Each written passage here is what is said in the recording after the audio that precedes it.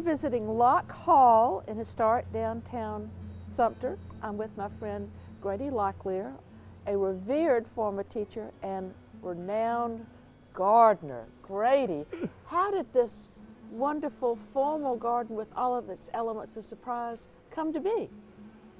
A dream of mine, I guess, Amanda. I saw the house when I first came to Sumter and visited it many years before I was able to purchase it, and imagined the kind of garden that I would create here. So initially, Barbara Brunson at Brunson's Nursery came with me, and we looked at it and we established some plants to add to the big trees, the established trees that were here. So we planned the rectilinear element of here, and we put out some things. Of course, I overplanted, and but then Hugo came along and took all the major structure out. So I basically was left with a clean palette, and I started over again.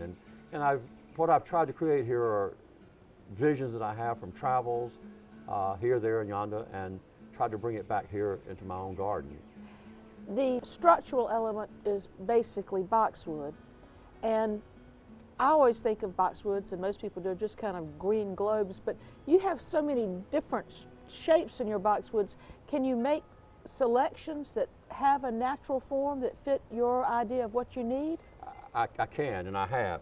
After Hugo, I visited a nursery over near Florence, and she had the columnar boxwoods, and I thought, well, they will be good to give structure to the house. And along came the pencil post hollies, and I love container gardening, so I added those to tie that in. But the boxwood, you know, the English, the Japanese, the Korean, the Richardii, the Hollandi, they all have different colors, and I think by putting them in different sections with the other elements that I have, the color complements each other, and I like that in boxwood.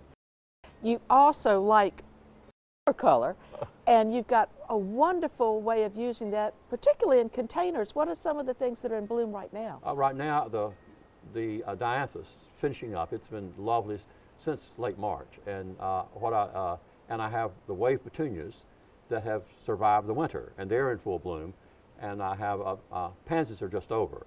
The roses are in bloom, the foxglove, and you know, there's a heritage element in my garden.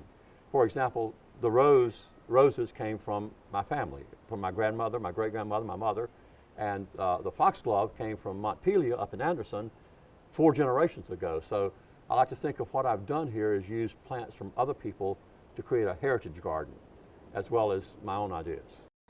And the elements that are here are so much fun.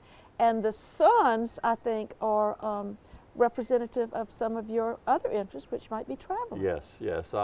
I have traveled a lot, and God has blessed me in that sense. And early on, I decided when I got the home that I wanted, I would have elements collected. So I started buying the suns, each country I would go to, or each continent, and I would bring back something. Sometimes it would be a rock.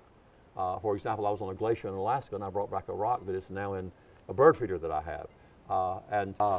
So I've tried to gather things as I travel, ideas that I've used in the garden and elements that I've brought back, and tried to get them to work together in a cohesive unit.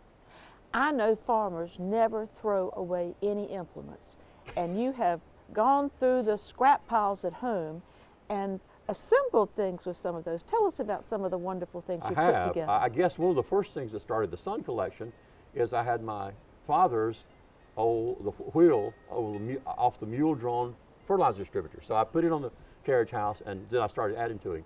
But I used some of Daddy and my brother's disc blades, and I used a piece of the Cooper River Bridge, and I created a bird feeder with that. And then Phil Tuggle took the disc blades and some cemetery iron and some pump iron from into the ground and created me a bird feeder, the most recent acquisition to my garden.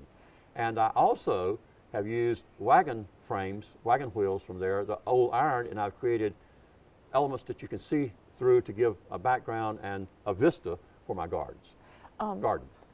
Behind the garage is a secret garden that once was filled with little faces, now almost covered up.